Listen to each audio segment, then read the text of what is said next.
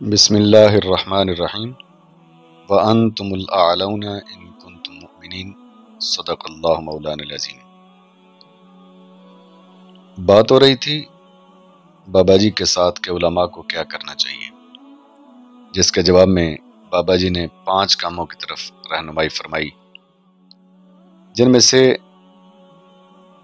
پہلا کام تھا جاندار علمی تحریک کا آغاز کرنا۔ تو میں نے سوال کیا، بابا جی جاندار علمی تحریک سے آپ کی کیا مراد ہے؟ فرمانے لگے، بیٹا اسلام کو دنیا میں غالب کرنے کے لیے جس بھی علم کی ضرورت ہے علماء کو وہ علم ضرور سیکھنا چاہیے۔ تو میں نے عرض کیا، بابا جی تو کیا علماء مدارس اسلامیہ میں مذہبی علوم کی بجائے جدید ٹیکنالوجی کی تعلیم دیں؟ فرمانے لگے، بیٹا اس کی ضرورت نہیں ہے، علماء کو مذہبی علوم ہی پڑھانے چاہیے، اور ان کی پہلی ترجیح یہی ہونی چاہیے تاکہ قرآن و سنت کا علم غالب رہے اور مذہبی ذہن سازی ترجیحی بنیادوں پر ہوتی رہے۔ البتہ اس کے ساتھ ساتھ کچھ علماء ایسے ضرور ہونے چاہیے جو جدید علوم کو سیکھیں اور ان کی انتہا تک پہنچیں اور پھر اس ٹیکنالوجی کو اپنی زبانوں میں منتقل کریں تاکہ آنے والی نسلیں ان کی فراہم کردہ بنیادوں پر اپنے کام کا آغاز کر سکیں۔ میں نے عرض کیا کہ بابا جی یہ کام تو پہلے سے ہی ہو رہا ہے، اور آپ خود بیان کر چکے کہ اس کام کا آغاز انفرادی طور پر ہو چکا ہے۔ فرمانے لگے، بیٹا انفرادی طور پر نہیں بلکہ اس کو منظم طور پر کرنے کی ضرورت ہے، اور یہ کام افراد کے بجائے اگر تنظیمات المدارس کی سطح پر کیا جائے تو یہ زیادہ بہتر رہے گا۔ تو میں نے کہا کہ تنظیمات المدارس کو پھر اس کے لیے کیا کرنا ہوگا؟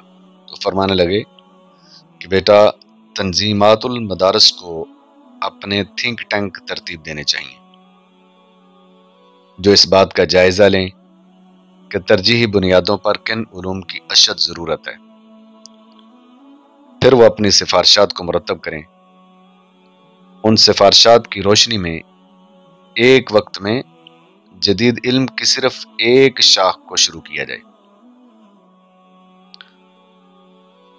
وہ تھنک ٹینک اس بات کو یقینی بنائیں کہ کم سے کم افرادی اور مالی قوت کو استعمال کر کے زیادہ سے زیادہ کام کیسے لیا جا سکتا ہے۔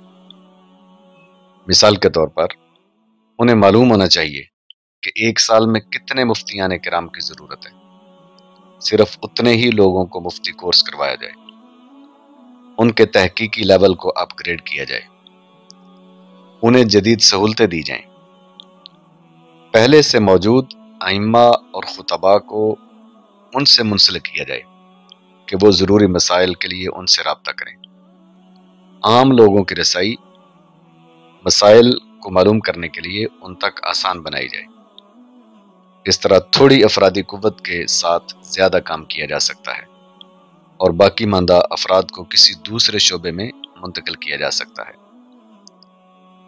یہ ذہن میں رکھیں، ہر بندہ سب کچھ نہیں بن سکتا، اس لیے ضروری ہے کہ آپ کو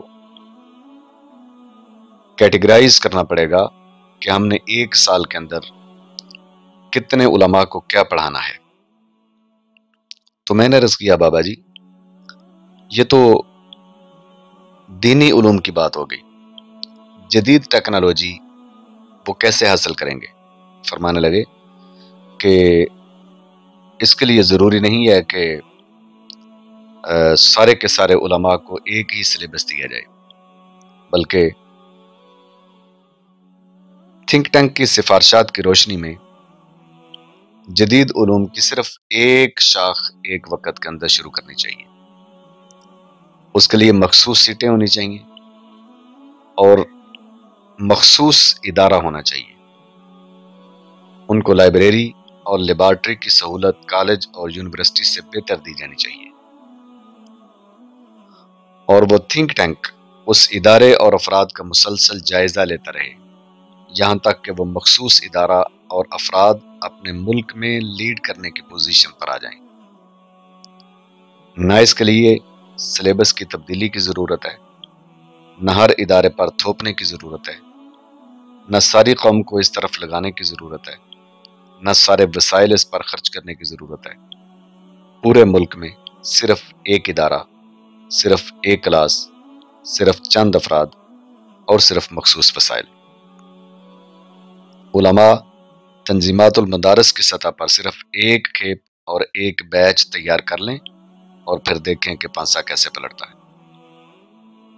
بابا جی فرمانے لگے، بیٹا ایک بات ہمیشہ یاد رکھیں، خوف خدا رکھنے والے لوگوں کی صلاحیتیں اور ان کے کام کی رفتار خوف خدا سے عاری لوگوں کے معاملے میں بہت زیادہ ہوتی ہیں۔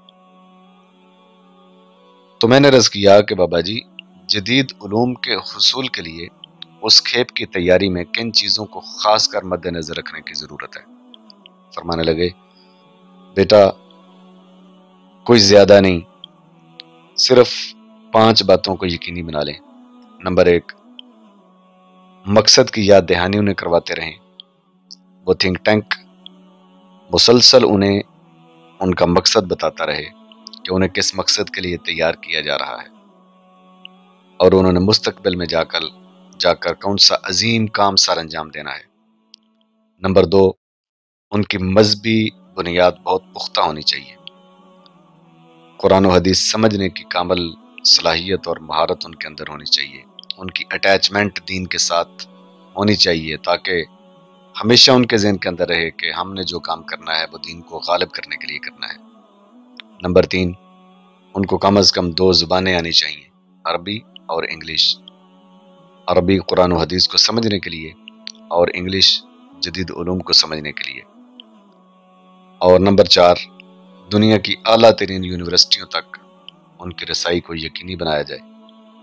اور نمبر 5، لیڈرشپ کے لیے ان کی ذہن سازی کی جائے کہ انہوں نے عنقریب مستقبل کے اندر پاکستان اور عالم اسلام کو لیڈ کرنا ہے اور ان کی رہنمائی کرنی ہے۔